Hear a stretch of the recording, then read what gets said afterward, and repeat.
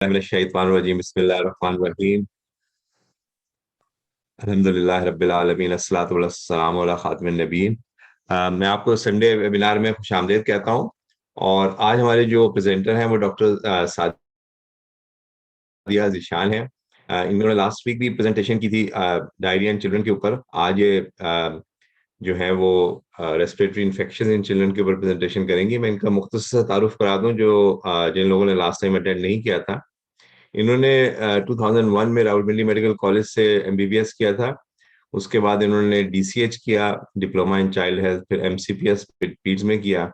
उसके बाद इन्होंने यूके से एमआरसीपी चाइल्ड का किया और उसके बाद इन्होंने यहाँ पे आजकल डॉर्सेट काउंटी हॉस्पिटल में एज ए पीडियाट्रिशियन काम कर रही हैं। इनका जो ज्यादा इंटरेस्ट है वो डायबिटीज इन चिल्ड्रन और ऑटिज्म के ऊपर है, जिसके ऊपर यकीनन ये बाद में डिस्कस भी करेंगे किसी प्रेजेंटेशंस के अंदर। और दरमियान में इन्होंने कुछ अरसे सऊदी अरब में काम किया, जहाँ पे वो गुर्दे की जो बीमारियां होती हैं उसके अंदर उन्होंने 4 साल तक वहाँ पे काम किया है। तो इनके पास बच्चों की बीमारियों के बारे में काफी वसी तजर्बा है और लास्ट टाइम इनकी प्रेजेंटेशन थी वो बहुत ही सैर हासिल थी और थॉरली एंजॉय किया मैंने उसको और लोगों ने जिन्होंने अटेंड किया। तो आज हम बगैर किसी फर्दर डिले के मैं इनसे रिक्वेस्ट करूंगा कि रेस्पिरेटरी इन्फेक्शंस के बारे में बताएं। जज़ाकल्लाह खैर डॉक्टर सादिया। जी, मैं अपनी स्क्रीन शेयर करती हूँ। जी जी, ये उन लोगों के लिए जो इस प्रोग्राम को पहली दफा ज्वाइन कर रहे हो, ये हर संडे को हम वेबिनार करते हैं मुख्तलिफ टॉपिक्स के ऊपर और इसमें यानी आप उसी लिंक के जरिए हर दफा शामिल हो सकते हैं। इसके लिए नया लिंक यूज करने की जरूरत नहीं होती है, उसी लिंक से यूज कर सकते हैं। चलिए मेरे ख्याल से स्टार्ट करते हैं, अपनी स्लाइड शेयर करनी है। जी, स्लाइड आपको नजर आ रही है मेरी? जी जी जी बिल्कुल। जी, तो आज हम बात करेंगे बच्चों के चेस्ट इन्फेक्शंस के हवाले से, जो भी रेस्पिरेटरी इन्फेक्शंस होते हैं उसके हवाले से, जो कि डायरिया के बाद एक और मोस्ट कॉमन कॉज है। और शुरू करने से पहले मैं बताती चलूं कि बच्चों में जो गले के नजले जुकाम और इस तरह के छोटे मामूली चेस्ट अपर थ्रोट इन्फेक्शंस होते हैं, वो साल में 5 साल से कम उम्र बच्चों में 6 तक नॉर्मल हैं। इसलिए और वो इससे ये साबित होता है कि वो दे आर प्रीटी कॉमन और उनको ट्रीट करने की जरूरत नहीं होती है।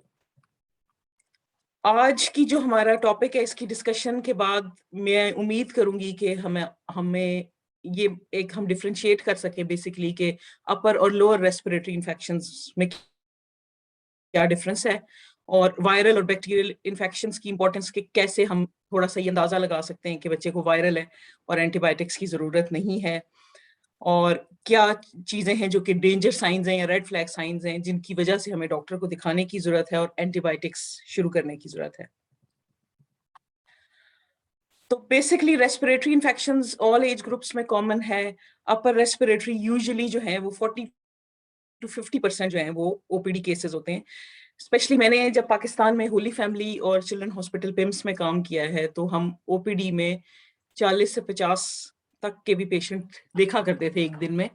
और उसमें अगर आप देखा जाए तो मेरे हिसाब से 40% 50% जो थे वो नज़ले जुकाम गले खराब वाले बच्चे आते थे। उसके बाद ये कि बच्चों में ज्यादा कॉमन है रेस्पिरेटरी इन्फेक्शन और ये ज्यादा कॉम्प्लिकेशंस भी कर सकता है और डेथ की कॉजेज में भी आता है अगर सीवियर रेस्पिरेटरी इन्फेक्शन है, स्पेशली निमोनिया जो है। अब ये मैंने एक थोड़ा सा बना के दिखाने की कोशिश की है कि जो बच्चों में इन्फेक्शंस हैं इसमें ये 37% जो है वो रेस्पिरेटरी इन्फेक्शंस हैं, 16.4% जो है वो डायरिया और जो पेट के मसाइल हैं वो हैं, और फिर बाकी बीमारियां जो है उनकी काफी कम है। तो ज्यादातर जो बेसिकली है वो रेस्पिरेटरी इन्फेक्शंस कॉमन है। अब अगर हम इनको डिवाइड करें अपर और लोअर में, तो बेसिकली जो नाक कान गले वाले मसाइल हैं जो कि यहाँ तक आता है, जो हमारा साउंड बॉक्स और लेरिंग्स है, इससे ऊपर ऊपर का जो है सारा, या इंक्लूडिंग ये ट्रिकिया, ये जो है ये अपर रेस्पिरेटरी में आता है। जबकि ये जो नीचे जो सांस की नाली दाखिल हो रही है आपके फेफड़ों में, इसका इन्फेक्शन हो या फेफड़ों का इन्फेक्शन हो तो उसे हम लोअर रेस्पिरेटरी कहते हैं। ज्यादातर अपर रेस्पिरेटरी में वायरल इन्फेक्शन ज्यादा कॉमन है। लोअर रेस्पिरेटरी में निमोनियाज में बैक्टीरियल पॉसिबिलिटी है, जबकि जो ये सांस की नाली का ये पोर्शन है जिसको हम ब्रोंक्यूल्स कहते हैं, बच्चों में इसमें इन्फेक्शन बहुत कॉमन है, और वो छोटे बच्चों में 2 साल से कम उम्र बच्चों में वो ज्यादातर वायरल इन्फेक्शंस हैं। अपर रेस्पिरेटरी इन्फेक्शंस अगर हम देखें तो उसमें आम नज़ला जुकाम, गला खराब होता है जिसमें टॉन्सिलाइटिस, फेरिंजाइटिस है। उसके बाद साइनोसाइटिस या ओटाइटिस मीडिया, जो आपकी साइनस इन्फेक्शन हो या आपके कान में इन्फेक्शन हो। और इसी तरह जो आपकी सांस की ऊपर का हिस्सा है उसमें अगर इन्फेक्शन है, उसकी वजह से सोजिश होती है और उसकी वजह से सांस लेने में दुश्वारी हो, तो आपकी जो आवाज है जब आप सांस अंदर बच्चा लेता है तो उसमें एक अजीब सी आवाज आती है जिसको हम स्ट्राइडर कहते हैं। उसके साथ जो प्रेजेंटेशंस होती हैं वो थोड़ी वरी वाली होती हैं। उसमें एक है क्रूप, एक एपिग्लोटाइटिस और बैक्टीरियल ट्रिकियाइटिस। ये वो इन्फेक्शंस हैं जो थोड़े से बच्चे में परेशानी का सबब बनते हैं।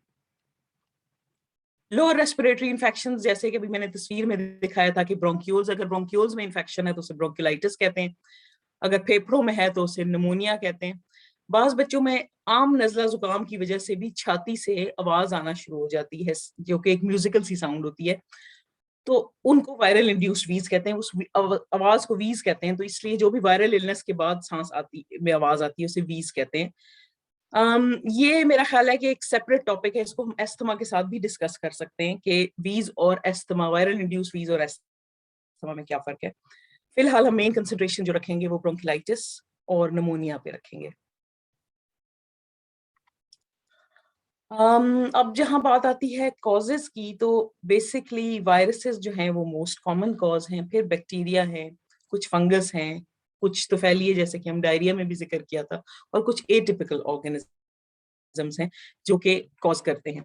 अब ये जो आपको रेड नजर आ रहा है पूरा, ये बेसिकली 63% ऑफ इन्फेक्शंस हैं, और ये आरएसवी वायरस है जो कि बड़ों में सिंपल नजला जुकाम, लेकिन बच्चों में ब्रोंकिलाइटिस काफी ज्यादा कॉमनली कॉज करता है। इसके अलावा भी काफी सारे वायरल इन्फेक्शंस हैं जो कि आरएसवी की वजह से, नाक के, कान के, इस तरह इन्फेक्शन जो है वो आरएसवी की वजह से हो सकते हैं। उसके बाद ये बाकी सारे जो हैं ये इसमें ज्यादातर बैक्टीरियल इन्फेक्शंस हैं, फिर कुछ ये वायरल इन्फेक्शंस। ये भी एक एडिनो वायरस है जो कि चेस्ट और इसके अलावा मेदे और पेट के मसाइल भी कॉज कर सकता है। अलामात की अगर हम बात करें तो जब भी नाक, कान, गले का या चेस्ट का प्रॉब्लम होता है तो अक्सर जो ज्यादा कॉमन अलामात नजर आती हैं उसमें बुखार है, नजला जुकाम है, बच्चों में खांसी की शिकायत हो सकती है, सांस तेज तेज लेना, मुश्किल से सांस लेना, सांस में अंदर खींचते हुए आवाज आना या सांस बाहर निकालते हुए आवाज आना। सांस अंदर खींचते हुए जो आवाज आती है उसको हम स्ट्राइडर कहते हैं, और जो सांस बाहर निकालते हुए आवाज आती है जो कि म्यूजिकल सी होती है उसे हम वीज कहते हैं। बाज जो बड़े बच्चे जो कि आपको बता सकते हैं वो चेस्ट पेन की भी कंप्लेन करते हैं, स्पेशली निमोनिया के साथ। इसी तरह अगर सांस लेने में आपको इतनी दुश्वारी आ रही है कि आपके फेफड़ों में ऑक्सीजन प्रॉपरली नहीं पहुंच रही, तो बच्चे जो हैं उनका जो होंठ है वो आपको नीले महसूस होंगे। छोटे बच्चों में जब ऑक्सीजन की कमी होती है तो खास तौर पे ज्यादा छोटे बच्चे जो हैं उनमें आप महसूस करेंगे कि बाज बच्चे निमोनिया के साथ उनको झटके भी पड़ सकते हैं जिसको कन्वर्जेंस कहते हैं। अब ये जितनी अलामात हैं ये जरूरी नहीं है कि सारी की सारी एक इन्फेक्शन में मौजूद हों। कुछ अपर रेस्पिरेटरी में कॉमन है और कुछ लोअर रेस्पिरेटरी में। जैसे अगर हम स्ट्रॉइडर की बात करते हैं जो कि सांस अंदर खींचते हुए आवाज आती है, तो जो आपका गले का ऊपर का हिस्सा है अगर वहां पे कोई ब्लॉकेज होती है तो जब आप हवा अंदर जा रही होती है तो क्योंकि वो एक ऊपर ब्लॉकेज है और तंग जगह से जा रही है तो आवाज आती है जिसको स्ट्रॉइडर कहते हैं। जबकि अगर नीचे फेफड़ों के अंदर जो आपकी सांस की नालियां हैं अगर वो ब्लॉक हैं तो आप जो कार्बन डाइऑक्साइड बाहर निकाल रहे हैं वो बाहर निकालते हुए प्रॉब्लम होती है, उस वक्त जो आवाज आती है उसको वीज कहते हैं। नमोनिया में खास तौर पे ये जो तस्वीर मैंने एक छोटे बच्चे की लगाई है, ये जो हिस्सा है जहाँ पे पसली अंदर धंसी हुई नजर आ रही है, ये एक ऐसी अलामत है जो कि जिसको हम रेड फ्लैग साइन कहते हैं कि अगर बच्चा छोटा है और उसकी पसली ऐसे चल रही है, और बड़े बच्चों में भी पसली चलती है, और ये जो है ये इंटरकोस्टल रिसेशन जिसको हम कहते हैं कि पसली जो अंदर धंस रही है, ये निमोनिया की एक खास अलामत है जो कि निमोनिया या लोअर रेस्पिरेटरी इन्फेक्शंस में ये कॉमन है। इवन ब्रोंकिलाइटिस में भी ऐसे पसली अंदर चल सकती है। तो ये वो अलामत है जिसमें डॉक्टर के पास इमीडिएटली जाने की जरूरत है, क्योंकि आप घर बैठे ये डिसाइड नहीं कर सकते कि ये वीज है, ये निमोनिया है या ये ब्रोंकियोलाइटिस है। जब तक डॉक्टर बच्चे की छाती को सुनेगा नहीं, वो ये नहीं बता सकता कि बच्चे को क्या मसला है। ये जैसे कि मैंने अभी स्ट्राइड वीज को डिस्क्राइब किया था, जब यहाँ पे ऊपर ऑब्स्ट्रक्शन है सांस अंदर लेते हुए तो स्ट्राइडर है, और जब यहाँ है तो वीज है। सांस बाहर निकालते हुए आवाज आ रही है तो ज्यादा चांस है कि प्रॉब्लम यहाँ है, और अगर सांस अंदर लेते हुए आवाज आ रही है तो ज्यादा चांस है कि प्रॉब्लम ऊपर है। अब इसी तरह से ये मैंने जो अभी दोहराई, पहले बात की थी वही दोहरा रही हूँ कि छाती जो है उसका अंदर, पसली का अंदर जाना, बाज़ औक़ात ऑक्सीजन की कमी की वजह से बच्चा चिड़चिड़ा हो सकता है, कंफ्यूज्ड हो सकता है, सांस तेज-तेज ले सकता है, डीप सांस ले रहा होगा। सांस मुश्किल से लेने में छोटे बच्चों में नेज़ल फ्लेयरिंग, जो कि नथनों का फुलाना, या जो सर है वो बार-बार बच्चा जो है वो हिला होता है, जिसको हेड बॉबिंग कहते हैं। ये 2 जो है ये वो अलामात हैं जिसका मतलब है कि बच्चे को सांस में काफ़ी दुश्वारी है। तो बच्चे को इमीडिएटली डॉक्टर को दिखाने की ज़रूरत है। जब भी सांस अंदर खींचते हुए आवाज़ आ रही होती है, तो वो बहुत वरी वाली सिचुएशन भी हो सकती है, जिसमें हमने अभी पीछे ज़िक्र किया था कि इन्फेक्शन जो नाक, कान, गले के ऊपर के हिस्से के हैं, जिसमें एपिग्लोटाइटिस और बैक्टीरियल ट्रैकियाइटिस है, उसमें बच्चे का, क्योंकि इतनी शदीद सोजिश होती है गले के ऊपर के हिस्से में, कि बच्चे की सांस की नाली जो है, उसमें ब्लॉकेज की वजह से ऑक्सीजन की कमी का शिकार हो सकता है बच्चा। तो ये वो सिचुएशन है जो कि इमरजेंसी सिचुएशन है। स्पेशली अगर बच्चा सांस लेने में दिक्कत हो रही है, अगर उसके मुँह से पानी गिर रहा है, जैसे कि वो मतलब मुँह बंद नहीं कर रहा, मुँह खोल के सांस ले रहा है और ड्रूलिंग हो रही है, और बच्चा बहुत ज़्यादा एंग्ज़ियस नज़र आ रहा है, ऐसे यूजुअली बच्चे इस सिचुएशन में बैठे होते हैं, ऊपर होके सीधा चेस्ट आगे करके बैठे होते हैं, चिड़चिड़े हो रहे होते हैं, खाने-पीने से कंप्लीटली इनकार करते हैं, गले में दर्द की शिकायत करते हैं, और अगर बैक्टीरियल ट्रैकियाइटिस या एपिग्लोटाइटिस है तो बच्चे को तेज़ बुखार भी हो सकता है। ये यूजुअली हम ग्रुप से डिफरेंशिएट करना होता है, अगर बच्चे को साँस में आवाज़ आ रही है और उसके साथ बच्चा इतना सीरियसली अनवेल नज़र आ रहा है, तो इस सिचुएशन में आपको इमीडिएटली डॉक्टर के पास ले जाने की ज़रूरत है, और प्रेफरेबली उस वक़्त अगर आप हॉस्पिटल में इमरजेंसी में लेकर जाएँगे, तो वो ज़्यादा बेहतर होगा, रादर दैन कि आप अपॉइंटमेंट बुक करें और शाम तक वेट करें कि हमने डॉक्टर को किसी को प्राइवेटली दिखाना है। ये वो सिचुएशन है जो कि इमरजेंसी सिचुएशन है, और जो भी करीब-तरीन हॉस्पिटल इमरजेंसी है, वहाँ पे बच्चे को दिखाने की ज़रूरत है। फिर दोबारा से दोहराऊँगी, रेड साइन्स कि अगर बच्चा साँस लेने में मुश्किल है, खाने-पीने में दिक्कत है, स्ट्राइडर है, ड्रूलिंग हो रही है, साँस मुश्किल से लिया जा रहा है, नीले हैं उसके होंठ, अगर उसको साँस में आवाज़ आ रही है, कन्फ्यूज़्ड है या ड्राउज़ी है, ये चीज़ें शदीद मुश्किल की शिकार होता है जब बच्चा साँस लेने में, तभी पेश आती है। अब अगर हम बात करते हैं कॉमन कोल्ड या नज़ले ज़ुकाम की, जो कि बहुत कॉमन है। अभी मैंने पहले भी बात की कि साल में 6 इन्फेक्शंस बच्चे को नज़ला ज़ुकाम, खाँसी या गले के कॉमन हैं, जो कि मोस्टली वायरल होते हैं। इसकी अलामात मोस्ट ऑफ द टाइम नाक बहना, थोड़ी बहुत खाँसी होना बहुत कॉमन है। उसकी वजह से बच्चा खाना-पीना भी कम कर देता है, सुस्त भी हो सकता है, चिड़चिड़ा भी हो सकता है, और क्योंकि ये वायरल है, ये कुछ टाइम लेता है ठीक होने में। तो इसमें बस बताने वाली जो बात है वो ये है कि सिंपल नज़ला ज़ुकाम हो और बच्चे को खाना-पीना छोड़ दे, इसका ये मतलब नहीं है कि बच्चा ज़्यादा बीमार है। यूजुअली बड़ा कॉमन है कि छोटे बच्चों में पेरेंट्स वरिड हो जाते हैं और सेल्फ मेडिकेट करते हैं और बच्चे को एंटीबायोटिक्स शुरू करा देते हैं। तो एंटीबायोटिक्स इसमें ना तो बच्चे की फर्दर कॉम्प्लिकेशंस होने को प्रिवेंट कर सकती हैं, ना तो डिज़ीज़ को का टाइम ड्यूरेशन कम कर सकती हैं, और ना सिम्पटम्स कम कर सकती हैं। तो इसलिए मैं ये रिकमेंड करूँगी कि अगर सिंपल नज़ला ज़ुकाम है तो एंटीबायोटिक्स स्पेशली खुद से बिल्कुल भी रिकमेंड नहीं करनी चाहिए। फिर टॉन्सिलाइटिस और फारिंजाइटिस है, जिसमें गला खराब होता है, बच्चा अक्सर खाना-पीना कम कर देता है, बड़े बच्चे गले में दर्द की शिकायत भी करते हैं, बुखार भी हो सकता है। वो भी 65% से ज़्यादा चांस है कि वो वायरल हो। इसलिए हर गला खराब होने का ये मतलब नहीं है कि उसमें एंटीबायोटिक्स की ज़रूरत है। अगर बैक्टीरियल होगा तो वो जब तक आप डॉक्टर को नहीं दिखाएंगे और वो टॉन्सिल्स के ऊपर दिखेगा नहीं, टॉन्सिल्स का सोलन होना या रेड होना जो है वो एंटीबायोटिक्स की इंडिकेशन नहीं है।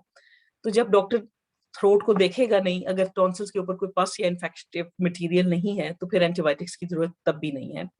और अगर एंटीबायोटिक्स यूज होगी तो उसमें first line antibiotic usually start की जाती है, जो कि अमोक्सिसिलिन है, अगर बच्चे को एलर्जी नहीं है। और अगर बच्चे को पेनिसिलिन से एलर्जी है तो मैक्रोलाइड्स एक है, जो कि पाकिस्तान में मैंने देखा है, मैक्रोलाइड्स में एजिथ्रोमाइसिन जो कि एजोमैक्स के नाम से आती है, बहुत कॉमनली यूज हो रही है और लोग सेल्फ मेडिकेट करते हैं। मैंने बहुत लोगों को सुना है जो कि अगर डिस्कस करते हैं अगर अपने बच्चे के बारे में, तो वो ऑलरेडी उसको एजोमैक्स दे चुके होते हैं कि जी हमने तो एजोमैक्स दे दी और बच्चा ठीक नहीं हुआ। तो ये इतनी क्विक मेडिकेशंस मेरे ख्याल में करने की जरूरत नहीं होगी। कोशिश यही करें कि जब तक आप किसी डॉक्टर को दिखा ना लें, सिंपल गले खराब के लिए एंटीबायोटिक्स खुद से यूज नहीं करनी चाहिए। अगर हम बात करें गले में बेसिकली सोजिश है या गला खराब है, तो स्वेलिंग होना काफी कॉमन है। और स्वेलिंग होने की वजह से पेन होना और पानी या खाना पीना कम करना बहुत कॉमन है बच्चों में।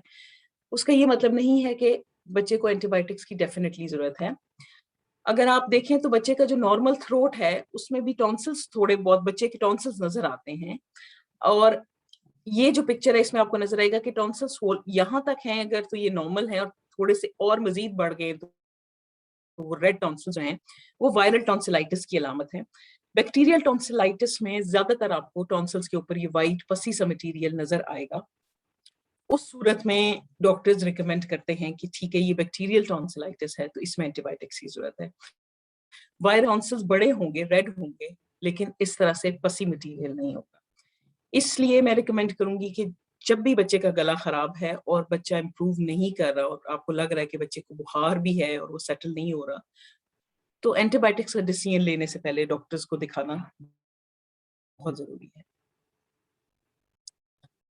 एयरवे ऑब्स्ट्रक्शंस की अभी हम बात कर रहे थे, जिसमें मैंने आपको एपिग्लोटाइटिस और ट्रेकियाइटिस का कहा था। उसमें एक और भी चीज हमने डिस्कस की थी जिसको क्रूप कहते हैं। ये सर्दियों के सीजन में काफी कॉमन है और यूजुअली ये भी जो सांस का अपर पोर्शन है उसमें ऑब्स्ट्रक्शन की वजह से होता है। ये ऑलवेज वायरल इन्फेक्शन है। यूजुअली होता यह है कि बच्चा बिल्कुल ठीक होगा, फिट एंड हेल्दी होगा, और वो सोया है और रात के 1 या 2 बजे बच्चा उठेगा और शदीद स्ट्रेस और एंजाइटी से रो रहा होगा, और उसको खांसी जो होती है वो उसको हम यूजुअली बफ कहते हैं कि काफी ज्यादा होर्स किस्म की उसकी आवाज होती है, सांस उसकी आवाज भारी हो जाती है, और खांसी भी बहुत भारी आवाज में उसके बच्चे को खांसी आ रही होती है। और उस खांसी और उस आवाज की वजह से पेरेंट्स भी एंग्शियस होते हैं, बच्चा भी एंग्शियस होता है। अब इस सूरत में बेहतर यही होगा कि बच्चे को डॉक्टर को दिखाया जाए, क्योंकि हमें नहीं मालूम कि ये क्रूप है या ये सिवियर एयरवे ऑब्स्ट्रक्शन जो कि एपिग्लोटाइटिस या बैक्टीरियल ट्रिकियाइटिस है। क्योंकि क्रूप वायरल है और वो ग्रेजुअली खुद ब खुद सेल्फ रिजॉल्व हो जाता है। लेकिन हमें ये डिफरेंशिएट करना बहुत जरूरी है कि आया ये क्रूप ही है। सिम्टम्स ऑफ क्रूप की बात की जाए तो अभी जैसे मैंने कहा था कि हार्श या बार्किंग कॉफ होती है, स्ट्राइडर होगा, सांस लेने में मुश्किल होगी, और इस सूरत में बच्चे को बुखार भी हो सकता है। इसलिए डिफरेंशिएट करना मुश्किल हो जाता है। और वर्स ऑलवेज बच्चा नाइट पे होगा, जब सो जाएगा तो उस वक्त बच्चे की सोजिश बढ़ जाती है, और जब सो के उठता है तो उसकी आवाज ज्यादा भारी होती है। यूजुअली जो है वो ड्राइनेस, थ्रोट की ड्राइनेस से वर्स हो जाता है, जो कि होम रेमेडीज अक्सर हैं कि बच्चे को थोड़ी स्टीम या मॉइस्चर अगर दिया जाए, डिहाइड्रेशन को प्रिवेंट किया जाए। सर यहाँ पे तो बच्चों को रिकमेंड करते हैं कि स्पॉन्ज बाथ या वार्म बाथ में या शॉवर में अगर बच्चे को छोड़ दिया जाए तो जो उसकी स्टीम है वो सूदिंग होती है गले के लिए। इसके अलावा हनी वाटर यानी कि नीम गर्म पानी में शहद डालकर इस्तेमाल करना जो है वो भी काफी ज्यादा हेल्पफुल होता है। अब क्रूप में बेसिकली ये पोर्शन जो है ये हमारी सांस की नाली है जो कि नॉर्मल है। जब वायरल इन्फेक्शन होता है तो इसमें सोजिश की वजह से ये स्वेलिंग हो जाती है, जिसकी वजह से ये सांस की नाली तंग हो जाती है। इसकी वजह से ये सारी जो स्ट्रेस है बच्चे की और सांस लेने में दुश्वारी है पाई जाती है। उस खांसी की एक और वजह है जिसको हम पर्टूसिस कहते हैं, उसको मैं डिटेल में डिस्कस नहीं करूंगी, लेकिन मैं यहाँ ये मेंशन इसलिए करना चाहूंगी कि अगर बच्चे को मुसलसल खांसी आती है, जब उसको खांसी शुरू होती है तो काफी देर मुसलसल रेड हो जाता है, फिर बीच में वो बाउट सेटल होता है और थोड़ी देर बाद फिर होता है। अगर इस तरह के बाउट्स में खांसी आ रही हो तो जरूर ये ध्यान दीजिए कि ये वूपिंग कॉफ ना हो, इसलिए इसको डॉक्टर को दिखाना जरूरी है। अब हम बात करते हैं लोअर रेस्पिरेटरी इन्फेक्शंस की। लोअर रेस्पिरेटरी इन्फेक्शन में मैंने जैसे मेंशन किया था कि जो नालियां जो कि फेफड़ों में जाके दाखिल होती हैं उनको ब्रोंक्यूल्स कहते हैं। उनमें जब इन्फेक्शन होता है उसको ब्रोंकिलाइटिस कहा जाता है। यूजुअली हम बड़े लोगों में जब भी वायरल इन्फेक्शन और नजला जुकाम होता है, वही वायरस छोटे बच्चों में नीचे जो सांस का लोअर पार्ट है उसमें इन्फेक्शन कॉज करता है, जो कि ब्रोंकिलाइटिस है। ये कॉमनली नवंबर से लेके और मार्च तक का जो सर्दियों का टाइम है उसमें ज्यादा कॉमन होता है। ज्यादातर जो है, जो बच्चे कम मुद्दत के पैदा हों, प्री मैच्योर पैदा हों, या इनको अंडरलाइन कोई हार्ट का प्रॉब्लम हो, वो रिस्क पे होते हैं, उनको ज्यादा कॉमनली होता है। इसी तरह जो बच्चे कम वेट के हैं लेकिन नॉर्मल मुद्दत के हैं, उनको भी हो सकता है ये कॉमनली। इसमें दो मेन चीजें होती हैं, एक ये कि बच्चे की जो फीडिंग है वो कम हो जाती है, और दूसरा बच्चे को सांस लेने में दुश्वारी होती है। यूजुअली ब्रोंकिलाइटिस में फीवर इतना ज्यादा कॉमन नहीं होता, अगर होगा भी तो 38 डिग्री से कम होता है। बच्चा अदरवाइज इतना अनवेल नहीं नजर आता, सांस ऑल्दो बच्चा तेज ले रहा होगा, लेकिन फिर भी अगर छोटे बच्चे हैं स्पेशली, तो सांस तेज लेने के बावजूद बच्चे अलर्ट नजर आएंगे, वो स्माइल भी करेंगे, आप उनको बुलाते हैं तो वो रिस्पॉन्ड भी करते हैं। जबकि अगर हम इसको निमोनिया से डिफ्रेंशिएट करें तो निमोनिया में बच्चा सांस तेज ले रहा होगा, बुखार भी होगा, लेकिन वो बच्चा काफी सुस्त नजर आएगा, वो सराउंडिंग में इंटरेस्टेड नहीं होगा। ब्रोंकिलाइटिस क्योंकि वायरल है, तो ये जब स्टार्ट होता है तो फर्स्ट डे से डे 3 तक का जो है टाइम है वो जरा ज्यादा क्रिटिकल होता है। और उसमें हमने दो चीजों पे ध्यान देना होता है कि एक, बच्चे की जो खाने पीने की है वो अगर उसने 50% से कम कर दिया है, जो दूध पीना है स्पेशली बच्चे का, सॉलिड्स के ऊपर हम इतनी ज्यादा कंसंट्रेट नहीं करते। और क्योंकि ब्रोंकिलाइटिस जो है वो 2 माह से 2 साल की उम्र में ज्यादा कॉमन है, तो ये बच्चे ज्यादातर दूध पी रहे होते हैं। हम कंसंट्रेशन इस पे रखते हैं कि अगर बच्चा बिल्कुल लिक्विड्स और स्पेशली दूध पीना 50% से कम कर दे तो वो इंडिकेशन है बच्चे को हॉस्पिटल में एडमिट करने की। और दूसरा ये कि अगर बच्चे की जो ऑक्सीजन लेवल है, सांस तेज लेने के बाद ऑक्सीजन लेवल गिर रहा है, तो ये दो इंडिकेशन है एडमिट करने की। ऑल्दो एडमिशन के बावजूद बच्चे को हम कोई मेडिकेशन नहीं दे रहे होते, सिर्फ हम ऑक्सीजन की सपोर्ट देते हैं, या फीडिंग सपोर्ट के लिए कुछ बच्चों में नाक से नलकी डाल के खुराक दी जाती है। और अगर वो भी पॉसिबल नहीं है, सांस बहुत ज्यादा तेज है, तो फिर बच्चों को ड्रिप लग जाती है ताकि उनमें खुराक की कमी ना। अदरवाइज वेट एंड वॉच का की कैटेगरी है, जिन बच्चों में सिवियर ब्रोंकिलाइटिस हो जाए और इन स्पाइट ऑफ के आपका फर्स्ट डे से डे 3 गुजर गया है लेकिन बच्चे की सांस तेज है और सांस लेने में दुश्वारी है, उन बच्चों को बाजुकात हम हाई फ्लो ऑक्सीजन भी यूज करते हैं, और उससे सांस में बहाली की मोस्ट कॉमनली जो है हेल्प मिलती है। एंटीबायोटिक्स फिर भी ब्रोंकिलाइटिस में यूज नहीं की जाती। तो ये बेसिकली जब भी ब्रोंकिलाइटिस होता है तो ये जो नालियां हैं इनमें सोजिश के साथ साथ जो रेशा है वो जमा होता है। अक्सर पेरेंट्स, जब मैं पाकिस्तान में काम करती थी, तो कहते आके बताया करते थे कि बच्चे की छाती पे जब हम हाथ रखते हैं तो खड़खड़ाहट की और रेशे की आवाज आती है। तो बिल्कुल मैं इस बात से एग्री करती हूँ कि इतना रेशा होता है कि बिल्कुल सांस की नाली जो है, जैसे कि आप देख रहे हैं, एक तो सोजिश है और ऊपर से इस रेशे की वजह से वो ब्लॉक हो रही है। तो इसका हल फिर भी हरगिज एंटीबायोटिक्स नहीं है। एंटीबायोटिक्स ये रेशा खत्म नहीं करेंगे। ये बड़ा कॉमन कॉन्सेप्ट है कि बच्चे को रेशा है छाती में तो इसलिए एंटीबायोटिक्स देनी चाहिए।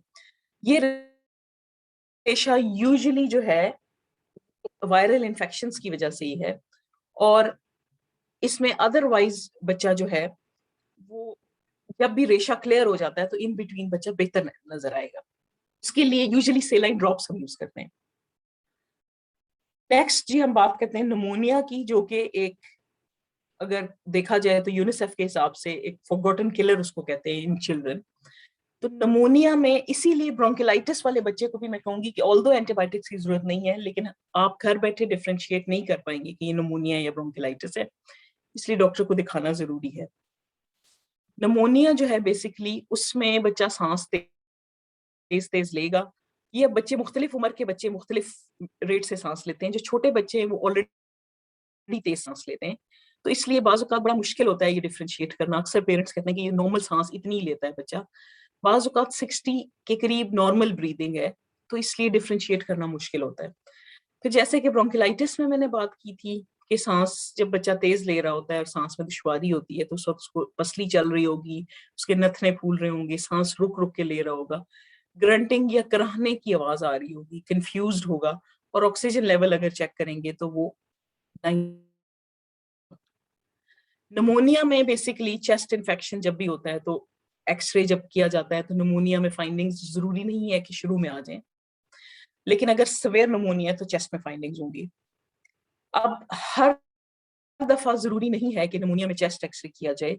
एक्सेसिव एक्सपोजर जो है रेडिएशंस को वो काफी ज्यादा डेंजरस है। बाज़ औक़ात ऐसा होता है कि डॉक्टर को जब चेस्ट सुनने में अगर महसूस हो जाता है कि हाँ बच्चे को चेस्ट में इन्फेक्शन है और निमोनिया है, तो और बच्चा इतना अनवेल नहीं है तो ओरल एंटीबायोटिक्स पे डॉक्टर्स घर भेज देते हैं, और उस वक्त जरूरी नहीं है कि एक्सरे किया जाए।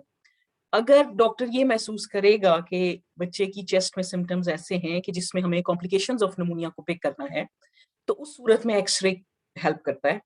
स्पेशली अगर डॉक्टर सस्पेक्ट कर रहा है कि फेफड़े में पस है या फेफड़े में थोड़ा पानी जमा हुआ है, या बच्चा सेप्टिक है या सेप्टिसीमिया में गया हुआ है, बच्चे का बुखार जो है वो एंटीबायोटिक्स देने के बावजूद बेहतर नहीं हो रहा, तो उस सिचुएशन में अक्सर एक्सरे रिकमेंड किया जाता है। प्रिवेंशन यूजुअली रेस्पिरेटरी इन्फेक्शंस या निमोनिया की प्रिवेंशन इजी नहीं है, लेकिन अगर हम जर्म्स को स्प्रेड करना से रोक सकते हैं, स्पेशली अगर हम हाइजीन के ऊपर कंसंट्रेट करें, हैंड वॉशिंग के ऊपर कंसंट्रेट करें, तो हम स्प्रेड करने से रोक सकते हैं। इसके बाद मैं बात करना चाहूंगी एंटीबायोटिक्स की। एंटीबायोटिक्स जितना हम फ्रीक्वेंट यूज करते हैं, वो एंटीबायोटिक्स बेसिकली रेजिस्टेंस कॉज करती हैं, और जब बच्चे को एक्चुअल में बाद में कभी एंटीबायोटिक्स की और स्पेशली उस एंटीबायोटिक की जरूरत होगी जो कि आप पहले बच्चे को दे चुके हैं जबकि बच्चे को जरूरत नहीं थी, तो उस सिचुएशन में बच्चे को एंटीबायोटिक्स रेजिस्टेंस डेवलप हो गया, और जब एक्चुअल में जरूरत है उस वक्त वो एंटीबायोटिक हेल्प नहीं करेगी और फिर आपको एंटीबायोटिक चेंज करनी पड़ेगी। सिमिलरली बाज़ औक़ात डॉक्टर्स रिकमेंड करते हैं एंटीबायोटिक्स, और 1 या 2 दिन यूज करके अक्सर ऐसे होता है कि बच्चा बेहतर हो गया है, तो पेरेंट्स एंटीबायोटिक्स छोड़ देते हैं कि बस हम बेहतर हो गया है तो जरूरत नहीं है। वो भी एक अच्छी प्रैक्टिस नहीं है। बेहतर यही होगा कि अगर एंटीबायोटिक रिकमेंड नहीं की गई तो ना दी जाए, और अगर रिकमेंड की गई है तो उसका कोर्स कंप्लीट किया जाए। सिमिलरली अगर निमोनिया की बात की जाए तो निमोनिया में एंटीबायोटिक्स का कोर्स कंप्लीट करने के बावजूद बच्चों में खांसी रहती है। ये भी मैंने बहुत कॉमन देखा है कि अगर बच्चा खांस रहा है तो पेरेंट्स वरीड रहते हैं कि इसका इन्फेक्शन ट्रीट नहीं हुआ, और फिर वो इधर से उधर डिफरेंट डॉक्टर्स के पास जाएंगे या सेल्फ मेडिकेट करेंगे। कफ सप्रेसेंट्स देने की बच्चों को बिल्कुल भी जरूरत नहीं है, खांसी रोकने की दवाई की जरूरत नहीं है। बच्चों में खांसी 1 से 2 हफ्ते निमोनिया सेटल होने के बाद भी रहती है, और जरूरी नहीं है कि निमोनिया ठीक हो जाए या आपने कंफर्म करना हो कि निमोनिया ठीक है तो आप चेस्ट एक्सरे दोबारा करवाएं। नंबर 1, चेस्ट एक्सरे में अगर कोई फाइंडिंग्स पहली दफा में थी, तो निमोनिया ठीक होने के बाद भी कुछ हफ्तों तक चेस्ट एक्सरे में वो फाइंडिंग रहेगी। तो चेस्ट एक्सरे रिपीट करना जो है वो एक अच्छा प्रैक्टिस नहीं है कि अगर हम ये कंफर्म करना चाह रहे हैं कि हमारे बच्चे का इन्फेक्शन ठीक हुआ है या नहीं। एंटीबायोटिक्स के भी हम जो बच्चे इतने ज्यादा अनवेल नहीं होते उनमें ओरल एंटीबायोटिक्स यूज की जा सकती हैं। अगर डॉक्टर ये महसूस करे कि ये बच्चा ओरल एंटीबायोटिक पे सेटल नहीं होगा तो वो उसको इंजेक्टेबल्स शुरू करते हैं। डिपेंड करता है, अगर बच्चे को सांस में प्रॉब्लम नहीं है तो बाज़ औक़ात डॉक्टर्स इंजेक्टेबल एंटीबायोटिक ऐसी भी शुरू कर सकते हैं जो कि आप दिन में 1 दफा लगवा के बच्चा घर ले जा सकते हैं। लेकिन अगर आपका डॉक्टर रिकमेंड करता है कि हमें बच्चे की सांस की वजह से थोड़ी-सी स्ट्रेस है कि बच्चा सांस लेने में प्रॉब्लम कर रहा है और हो सकता है इसको ऑक्सीजन की ज़रूरत हो, या खाने-पीने में प्रॉब्लम है, तो उसको ऑक्सीजन के साथ-साथ थोड़ा-सा ड्रिप की ज़रूरत हो, उस सिचुएशन में बच्चे को हॉस्पिटल में एडमिट करना ज़रूरी होता है। इंजेक्शन एंटीबायोटिक शुरू करने का ये मतलब नहीं है कि आज आपने पहली डोज एंटीबायोटिक्स की दे दी है और फीवर जो है बच्चे का या सिम्टम्स स्ट्रेट अवे खत्म हो जाएंगे। तो इतनी जल्दी जल्दी अगर आपको डॉक्टर ने एंटीबायोटिक दी और आपने दे दी, 24 आवर्स गुजर गए, आप सेकेंड डे किसी दूसरे के पास गए, आपको सेकेंड मेडिकेशन शुरू होगी, उससे एंटीबायोटिक रेजिस्टेंस डेवलप होने का चांस है। तो यूजुअली कोशिश करें कि जिस डॉक्टर को आपने दिखाया है उसके रिकमेंडेशन के बगैर एंटीबायोटिक्स जल्दी जल्दी चेंज ना करें। और usually 5 to 7 days course enough होता है एंटीबायोटिक्स का। और अगर आप एंटीबायोटिक इतना दे चुके हैं और बच्चे को खांसी जारी है लेकिन अदरवाइज बच्चा बेहतर है, तो उसको मजीद ट्रीट करने की जरूरत नहीं है। मेरा ख्याल है वायरल वीज को मैं अस्थमा के साथ डिस्कस करूंगी। मैनेजमेंट की जनरली अगर हम बात करें तो जरूरी ये है कि हम पहले डिसाइड करें कि अपर या लोअर इन्फेक्शन है। सिम्टोमेटिक ट्रीटमेंट करने की जरूरत होती है बाजुकात, जैसे कि हाइड्रेशन बेहतर कर, अगर बच्चे को सांस में प्रॉब्लम है उसकी पोजीशन ठीक करनी, फीडिंग छोटे बच्चों में स्पेशली जब उनके फेफड़ों में प्रॉब्लम होती है, खासतौर पे ब्रोंकिलाइटिस में, तो जब हम उनको दूध ज्यादा मिकदार में पिलाते हैं तो क्योंकि आपका मैदा बच्चे का छोटा मैदा है और वो बच्चे के फेफड़े भी छोटे हैं और मैदा फेफड़ों के सामने होता है, जब आप मैदे को फुल कर देंगे तो वो फेफड़ों के ऊपर प्रेशर डालता है और बच्चे को सांस लेने में प्रॉब्लम होती है। इसलिए बेहतर यही होगा कि बच्चे को थोड़ी थोड़ी फीड थोड़े थोड़े वक्फे के बाद दी जाए, उसको जो नॉर्मल दिनों में आप जितनी अमाउंट में फीड देते हैं वो ना दी जाए। सेलाइन ड्रॉप्स का मैंने जैसे जिक्र किया था पीछे कि अगर बच्चे का रेशा है और नाक ब्लॉक है तो आप उसको फीड कराने से पहले अगर नेजल ड्रॉप्स डाल देंगे तो नाक खुल जाएगी और बच्चा फीड लेने में, स्पेशली ब्रेस्ट फेड बच्चे, अगर उनकी नाक ब्लॉक होगी तो वो यूजुअली मुंह से सांस लेते हैं, तो उनको जब माएं दूध पिला रही होती हैं तो वो दूध इसलिए छोड़ देते हैं, और ये इसका ये मतलब नहीं है उन्हें भूख नहीं लग रही, वो दूध इसलिए छोड़ देते हैं कि वो सांस मुंह से ले रहे हैं, नाक उनकी क्योंकि बंद है तो वो फीड नहीं कर पाते। तो अगर फीड से पहले सेलाइन ड्रॉप्स डाल दिए जाएं 15-20 मिनट पहले तो नाक खुल जाती है और बच्चा सांस नाक से ले लेता है। एक्सर्शन से कोशिश करें कि बच्चा अगर अनवेल है, चेस्ट में प्रॉब्लम है, तो भाग दौड़ ज्यादा ना करें। फीवर के लिए आप पैरासिटामोल दे सकते हैं। अगर बच्चे को छींकें और ज्यादा आ रही हैं और आपको लग रहा है कि hay fever sort of symptoms हैं तो उस वक्त में एंटीहिस्टामिन्स दे सकते हैं। अगर सांस में वीज है तो ब्रोंकोडायलेटर्स जो कि वेंटुलिन वगैरह यूज होती है। Common cold, flu, bronchiolitis, pharyngitis, tonsillitis जिसमें के पास नहीं है, और वायरलीज, ये रेस्पिरेटरी प्रॉब्लम्स हैं या चेस्ट की प्रॉब्लम्स हैं जिनमें एंटीबायोटिक्स नहीं देते। तो इससे आपको ये अंदाजा उन्हीं चीजें डिस्कस की हैं उसमें अभी तक जो बात आ रही है वो टॉन्सिलाइटिस जिसमें पास है या निमोनिया, वो दो चीजें हैं जिनमें एंटीबायोटिक्स यूज हो रही हैं, बाकी किसी भी चीज में एंटीबायोटिक्स की जरूरत नहीं है। तो बेसिकली समराइज अगर मैं करूं तो वायरल एटियोलॉजी जो है वो कॉमन है रेस्पिरेटरी इन्फेक्शंस में, स्पेशली अपर रेस्पिरेटरी में, जबकि लोअर रेस्पिरेटरी और निमोनिया में बैक्टीरियल इज मोर कॉमन। बच्चे ज्यादा वल्नरेबल हैं कॉम्प्लिकेशंस को, इसलिए बच्चों को सेल्फ मेडिकेट नहीं करना चाहिए, प्रॉपर डायग्नोसिस की जरूरत है। एंटीबायोटिक्स हमेशा जरूरत नहीं पड़ती और जब जरूरत पड़ती है उनको कोर्स कंप्लीट करने की जरूरत है। थैंक यू जी, कोई क्वेश्चंस? बहुत बहुत शुक्रिया डॉक्टर सादिया। कुछ चीजें तो मैं अप्रिशिएट करता हूँ। सबसे पहले आपकी जो फोटोग्राफ्स और तस्वीरें दिखाई हैं बच्चों की वो बड़ी इंटरेस्टिंग थी। मेरे ख्याल से मैसेज बड़ा क्लियर हो जाता है उसकी वजह से।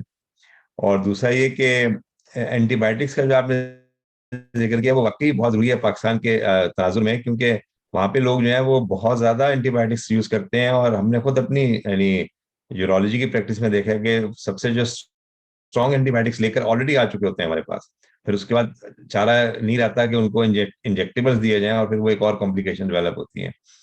और आखिरी चीज आपने स्टीम के हवाले से बताई थी। मैं अपना एक छोटा सा एक्सपीरियंस शेयर करता हूँ। जब मैं आगा खान में काम करता था कि एक बच्चे को लेकर आए थे जिसमें बच्चे की माँ और उसकी दादी साथ थी, तो उन्होंने उसको तौलिया डाल के और स्टीम दे दी और पूरा जिस्म जला दिया। तो यानी इस बारे में बहुत एहतियात करें जब स्टीम दे रहे हो। तो आप यानी एक तो ये कि जिस तरह यहाँ पे उन्होंने बताया कि बच्चे को शावर के अंदर जो स्टीम होती है वो काफी होगी, या रूम के अंदर कोई ऐसी सिलसिला हो जिसके अंदर से हल्की हल्की स्टीम मिलती रहे बच्चे को। तो ये तो कुछ मेरे कमेंट्स थे। डॉक्टर उमैर कुछ क्वेश्चन करना चाह रहे हैं। डॉक्टर उमैर जी जी। जी अस्सलाम वालेकुम, जज़ाकल्लाह खैर। बड़ी अच्छी आपकी टॉक थी, बहुत इंफॉर्मेटिव थी। मुझे बस पूछना था कि कोई जिन जिन बच्चों को कभी कभार यानी बहुत रिकरेंट इन्फेक्शंस होते रहते हैं चेस्ट के, तो कभी कोई थ्रेशोल्ड होता है, कोई क्राइटेरिया होता है उनको इन्वेस्टिगेट करने के लिए कि उनको कोई इम्यून डिफिशिएंसीज तो नहीं है, कोई अंडरलाइंग इम्यून डिसफंक्शन तो नहीं है? जी एग्जैक्टली मैंने इसीलिए ये जिक्र किया है कि अपर रेस्पिरेटरी स्पेशली जो हैं वो दे आर वेरी कॉमन, वो 6 के करीब नॉर्मल है, लेकिन लोअर रेस्पिरेटरी इन्फेक्शन बच्चों में अगर है और वो अगर within 6 months more than 2 हैं, it means they need to be investigated, और within a year more than 3 needs to be investigated, especially lower respiratory. upper respiratory में अगर more than 8 हैं तो आप ENT को रेफर कर देंगे और वो फर्दर इन्वेस्टिगेट करेंगे, जबकि लोअर रेस्पिरेटरी में more than 3 infections needing antibiotics, especially pneumonias needing antibiotics, they need to be investigated. ठीक है, जज़ाकल्लाह।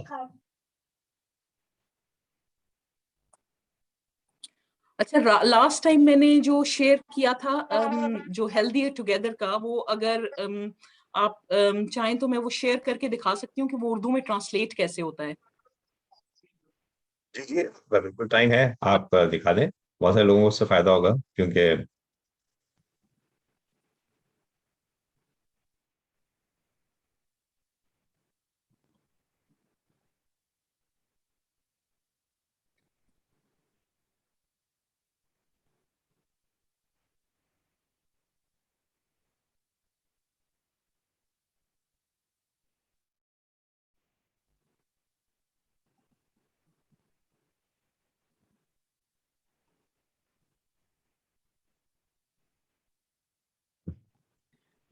ये जो मैंने जैसे कि पहले जिक्र किया था कि अगर आप सिर्फ हेल्दी टुगेदर लिखेंगे, ये आपको नजर आ रही है स्क्रीन?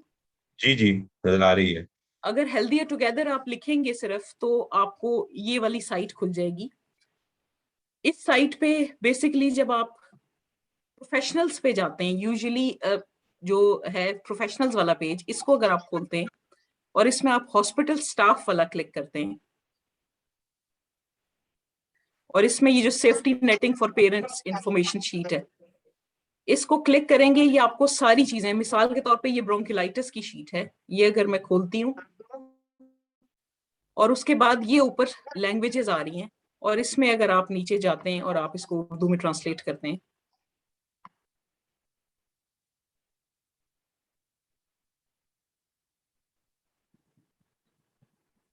तो ये आपकी पूरी की पूरी जो है ये उर्दू में आ जाएगी, और फिर आप इसको प्रिंट करके यूज कर सकते हैं, या आप अगर प्रिंट नहीं भी करते तो अपने इस्तेमाल के लिए ये सारी की सारी जो रेड ग्रीन एम्बर, ये सारी उर्दू में आ जाएंगी। बहुत यूजफुल है। यानी इसके अंदर हेल्दी टुगेदर के अंदर ये सब ये है डॉक्टर सादिया, ये और चीजों के नहीं, लिए भी है? ये बच्चों के लिए है बेसिकली, ये रॉयल कॉलेज अभी अच्छा, चाइल्ड हेल्थ के लिए है, फ्रॉम चाइल्ड हेल्थ। एग्जैक्टली। ठीक ठीक ठीक। नहीं नहीं, बहुत यूजफुल है, तो बहुत ही यूजफुल है। अगर इसको लोग यूज करना चाहें और देखना चाहें तो मेरे ख्याल से इससे बेहतर चीज, क्योंकि एक सबसे ऑथेंटिक सोर्स होता है, सबसे इंपॉर्टेंट चीज ये है कि इसके अंदर कोई ऐसी चीज नहीं है जिसके अंदर आपको कोई शक हो। एग्जैक्टली। और इसमें कि जो खास इनका तरीका है ना कि इन्होंने इसको रेड एम्बर और ग्रीन किया हुआ है, तो उसमें स्टेप अप या स्टेप डाउन जाना बड़ा इजी है कि आप देखते हैं कि अच्छा जी ये चीजें, इट मींस ग्रीन है, हम बच्चे का घर में खुद ख्याल रख सकते हैं। अगर ये है तो अब इसका मतलब है कि हमें डॉक्टर के पास जाना है। तो एक तो काफी ज्यादा बिला जरूरत ओवर मेडिकेशन से हम अवॉइड कर सकते हैं, दूसरा हमें रेड फ्लैग्स जो है वो पता करना आसान हो जाता है। कोई क्वेश्चन या कमेंट्स किसी और की तरफ से इसके बारे में? मैंने एक्चुअली एस्थमा वायरल वीज को इंटेंशनली नहीं ऐड किया था, क्योंकि मुझे लग रहा था कि काफी ज्यादा हो जाएगा, क्योंकि अभी हमने ऑलरेडी ब्रोंकिलाइटिस, क्रूप, निमोनिया और काफी चीजें ऑलरेडी डिस्कस की हैं, तो वो ओवर सैचुरेशन की वजह से मैंने एस्थमा डिस्कस नहीं किया। उसको हम दोबारा डिस्कस कर सकते हैं, क्योंकि एस्थमा और वायरल वीज भी काफी कॉमन है बच्चों में। नहीं बिल्कुल, और असल में बच्चों के अंदर पेरेंट्स की तरफ से एक बहुत ज्यादा एप्रीहेंशन होती है, जिसकी वजह से वो फौरन चाहते हैं कि कुछ किया जाए। मुझे याद है जब मैं पाकिस्तान में था, और दो कि मैं पीडियाट्रिशियन नहीं था, लेकिन एक फैमिली के अंदर जो भी डॉक्टर होता है उससे सब लोग मशवरा लेते हैं, तो मैं उनको पैरास्टामोल क्या करता था हमेशा, कि पैरास्टामोल या कैलपॉल आप ले लें। तो वो कुछ ज्यादा खुश नहीं होते थे मुझसे, कहते तुम किस किस्म के डॉक्टरों को एंटीबायोटिक तो देते नहीं हो तुम। तो ये बात कॉमन है हमारे यहाँ, क्योंकि आप जब तक बहुत महंगी महंगी दवाइयां ना दें और 4-5 दवाइयां ना देना, उससे तक लोगों की तसल्ली नहीं होती है। अनफॉर्चुनेटली। हालांकि बात सिंपली है कि paracetamol is more than enough, ibuprofen add कर लें उसके अंदर बेशक, लेकिन ये कि बहुत सी चीजों के लिए काफी है। और फिर डोज उसकी जो है वो वेट एडजस्टेड हो। आप ग्राम पर किलोग्राम बॉडी वेट सजेस्ट करती हैं पैरासिटामोल की डोज? 10 मिलीग्राम से। ये तो बस ये ये भी सबसे इम्पोर्टेंट, इम्पोर्टेंट क्योंकि है बच्चों, बिल्कुल। क्यों? क्योंकि अगर बच्चे का वजन ज्यादा है, क्योंकि मुझे याद है हमारी फैमिली में एक बच्चा काफी तंदुरुस्त था, तो उसको जब मैं डोज देता था तो उसकी माँ मुझसे कहती कि तुमने तो उसकी एडल्ट डोज दे दी। मैंने कहा बच्चे का वेट भी तो देखो ना तुम। हाँ, तो ये बात सारी मेडिकेशंस इंक्लूडिंग एंटीबायोटिक्स बच्चों में वो वेट के हिसाब से हैं, और बाज औकात बच्चों की एंटीबायोटिक्स की डोज अडल्ट के एग्जैक्टली इक्विवेलेंट हो सकती है डिपेंडिंग ऑन द वेट। तो इसीलिए रिकमेंड मैं यही करूंगी कि हमेशा पीडियाट्रिशियन के पास जाएं, क्योंकि वो डोज एडजस्टेड देगा। इसी तरह बच्चों को जो इंजेक्टेबल एंटीबायोटिक्स भी हैं वो अक्सर लोकली अगर जीपी से लगवाई जाती हैं तो वो अडल्ट डोज दे देते हैं, तो इसलिए बेहतर यही होगा। और फिर आईएम इंजेक्शन जो इंट्रामस्कुलर इंजेक्शन इन्फेक्शन के लिए लगाए जाते हैं बच्चों में, वो रिकमेंड नहीं किए जाते यूजुअली, तो उसको भी अवॉइड करना चाहिए कि इंजेक्शन जी लगा लिया, कूले में लगा लिया जी, निमोनिया था और इंजेक्शन लगा लिया, दैट इज नॉट रिकमेंडेड। बहुत बहुत शुक्रिया। मैंने आज जो है इसको बल्कि यूट्यूब के ऊपर भी लाइव वो किया है। वैसे तो इसकी रिकॉर्डिंग भी आपको अवेलेबल होगी, और पिछली बार थोड़ा सा बिलाल ने आपको मेरे ख्याल से इसको भेज दिया होगा लिंक। लेकिन ये सब के सब वीडियोस जो है अवेलेबल हैं, और आप खासतौर पर जो लिंक्स हैं इन्होंने लास्ट टाइम भी शेयर किए थे डॉक्टर सादिया ने, वो आप उस वीडियो के अंदर जाके देख सकते हैं कि लास्ट स्लाइड में वो लिंक्स हैं। और हेल्दियर टुगेदर जो है खासतौर पर उसको जरूर देखिएगा, क्योंकि उसमें बहुत सी चीजें और भी काम की मिल जाएंगी आपको, जो आप उसको यूज कर सकते हैं अपने डेली बेसिस के ऊपर। तो अगर कोई और क्वेश्चन या कमेंट नहीं है तो नेक्स्ट वीक आपका प्लान है एब्डोमिनल पेन, तो वो इंशाल्लाह हम करेंगे। और इसके अलावा जैसे मैंने लास्ट टाइम भी बताया था, और हर दफ़ा मैं बताता हूँ कि एक नंबर है जो कि मैंने इस वेबसाइट पे दिया हुआ है, जिस नंबर पे आप यूरोलॉजी से रिलेटेड कोई इश्यूज हो तो वो आप फ्री एडवाइस ले सकते हैं। और उसमें कोई यानी टाइम का की पाबंदी नहीं है, आप उसको वॉइस वॉइस मैसेज मुझे कर दें तो मैं उसको एज सुन एज पॉसिबल वो सुनकर और आपको अकॉर्डिंगली एडवाइस दे दूंगा। उसमें कभी कोई होता है कि कोई मेडिकेशन मुझे देनी होती है या कोई इन्वेस्टिगेशन लिखनी होती है, तो वो मैं लिख कर आपको भेजूंगा, और जरूरत मैं फोन पे बात भी कर लूंगा, क्योंकि कभी कभी लोग समझते हैं कि सिर्फ वॉइस मैसेज पे काम होगा, ऐसा नहीं है। मैं लोगों से फोन पे बात भी कर लेता हूँ, डिपेंड करता है उनकी सूरत हाल देखते हुए कि उनको क्या क्या प्रॉब्लम्स हैं। तो बहुत बहुत शुक्रिया, जजाकल्ला डॉक्टर सादिया और तमाम पार्टिसिपेंट जिन्होंने इसमें पार्टिसिपेट। इंशाल्लाह नेक्स्ट संडे फिर दोबारा आपको जहमत भी देंगे हम लोग, और अगली दफा का टॉपिक जो है वो non abdominal pain in children, ये टॉपिक होगा इंशाल्लाह। अस्सलाम वालेकुम। अस्सलाम वालेकुम। जज़ाकल्लाह खैर। एक क्वेश्चन था। सॉरी सॉरी, चाहे और जुनेद साहब। सिंपल ये था कि अभी मैं बहुत मुझे अच्छा लगा वो जो इन्होंने उर्दू में लिंक दिखाया है। बहुत सारे लोग हैं जो उर्दू में ज़्यादा पढ़ना पसंद करते हैं और उनको समझ में उर्दू में ज़्यादा आता है। मुझे भी उर्दू में ज़्यादा अच्छा लगता है। क्या उनके लिंक्स व्हाट्सएप पे या जहाँ पे भी उन्होंने मेंशन किए हैं वो अगर हो तो फ्यूचर रेफरेंस के लिए जब भी वहाँ पे हमें हो तो हम सेव कर लेंगे उनको अपने पास। मैं थैंक यू। बिलाल से भी कहूंगा कि वो उनकी लास्ट स्लाइड पुल करके उसमें से लिंक्स को जो है फॉरवर्ड कर दे। तो बिलाल आपके लिए ये छोटा सा होमवर्क है अभी, ताकि वो इजी रहेगा। जुनेद बिल्कुल सही कह रहे हैं कि उससे बहुत लोगों को इजी रहेगा। जी जी मैं कर बिल्कुल। क्योंकि वो बल्कि लास्ट स्लाइड की फोटोग्राफ लेके फॉरवर्ड कर दोगे वो भी काफी है, उसमें सारे लिंक्स हैं। नहीं, बहुत अच्छा है जुनेद, जज़ाकल्लाह खैर। तो कोई और कमेंट नहीं है, या कोई और क्वेश्चन या कोई और सजेशन, मतलब अच्छा दूसरी बात है कि इस लिंक पे आप हर दफा इसी लिंक से आप इसको कनेक्ट कर सकते हैं। हर दफा नया लिंक नहीं भेजते हम लोग, बल्कि वही लिंक होता है। इसलिए आपके लिए दोबारा यानी लिंक को तलाश करना जरूरी नहीं है, बल्कि इसी लिंक से आप हर दफा वेबिनार को ज्वाइन कर सकते हैं। ये भी एक इम्पॉर्टेंट है कि मतलब उसमें आपको आसानी रहेगी। अगर किसी वजह से ना मिले आपको मैसेज, तो उसमें ये कि आप ये संडे को होता है, अनलेस तो बहुत ही कोई सीरियस बात हो जाए। रमजान के अंदर हमने नहीं किया था, वरना अब तक अल्हम्दुलिल्लाह हर संडे को हम ये कर रहे हैं पिछले कई महीनों से। एक तो जी जी बोले जुनेद। फायदा उठाते हुए क्योंकि बच्चों की बात हो रही है तो बच्चों की मुख्तलिफ एजेस में डाइट के बारे में बड़ा मैं कंसर्न हूँ। फॉर एग्जांपल मेरा जो 6 साल का बेटा है वो कुछ भी नहीं खाता और मैं शक में ही रहता हूँ कि पता नहीं जो वो खाना खा रहा है उसकी बॉडी में उसको लग रहा है या उसके लिए ठीक है। वो सब लोग, दूसरे बच्चे जो थोड़े से बड़े हैं, जो 8 साल का और 11 साल का है, वो खाना खा लेते हैं नॉर्मल, वो सिर्फ डबल ओटी पे नटेला लगा के खा रहे हैं। तो इसके बारे में कि क्या मुझे कुछ सप्लीमेंट्स देना चाहिए या कुछ और खाना ढूंढना चाहिए, क्या करना चाहिए? ये फ्यूचर में अगर कोई टॉपिक इसके ऊपर कर रहे हैं तो फिर probably I be very interested. नहीं, ये मेरा ख्याल है आपकी अच्छी सजेशन है कि ये टॉपिक भी बड़ा बड़ा हॉट टॉपिक है और छोटे बच्चों में बेसिकली डाइट के ऊपर भी बात की जा सकती है एक प्रॉपर वो। लेकिन ये है कि अगर एज फार एज बच्चे का हाइट एंड वेट जो ठीक जा रहा है, उसके लिए बेहतर यही होगा कि बच्चे के ग्रोथ चार्ट के ऊपर हाइट वेट प्लॉट करना बहुत जरूरी है। आपका जो भी पीडियाट्रिशियन है उसके साथ आप रेगुलर एटलीस्ट मतलब every 6 months height and plot करके देखें। तो अगर हाइट एंड वेट ठीक है तो इतना इशू नहीं है, लेकिन उसमें बेसिकली ये जो न्यूटेला एंड ब्रेड है ना, इसको आपको छोड़ना पड़ेगा। थोड़ी सी डाइटरी हैबिट्स चेंज करनी पड़ेगी। आप उसको ना दें, 4 दिन नहीं देंगे आप, तो वो उसको जब ऑप्शन नहीं मिलेगी तो वो खाएगा।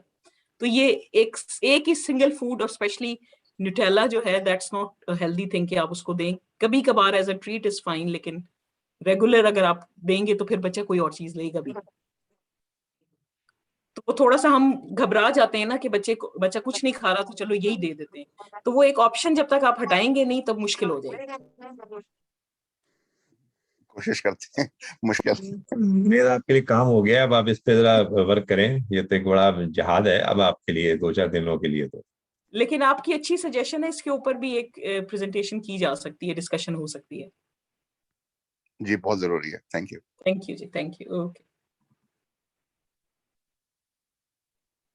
एक और सजेशन है, आपने डायरिया पे अच्छा टॉपिक किया था, कॉन्स्टिपेशन पे भी यानी काफी अच्छा रहेगा। हाँ, इन्होंने बिल्कुल कहा है डॉक्टर सादिया ने कि वो कॉन्स्टिपेशन पे एक अलग टॉपिक करेंगी इंशाल्लाह। बिल्कुल सही है, बल्कि बहुत कॉमन प्रॉब्लम है जी।